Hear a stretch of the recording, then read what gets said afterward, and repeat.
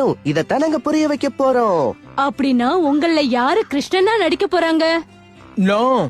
நான் தான் கிருஷ்ணனா நடிப்பேன். என்ன தலைவா, நீங்க கிருஷ்ணனை நடிச்சா கிர்மாடாவா யார் நடிக்கிறது? அவன் தானே எல்லார விட ரொம்ப பலசாலியா இருந்தான். நாடகத்துக்கு கடைசியில பீம் கிர்மாடாவை சட்னி ஆக்கிடுவான்.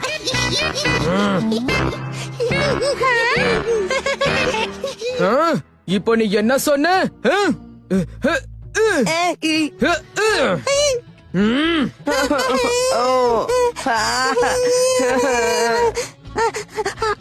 கிர்மாடாக்கு முன்னால பீமால கூட நிக்க முடியாதுன்னு சொல்லிட்டு இருந்தோம் தலைவா.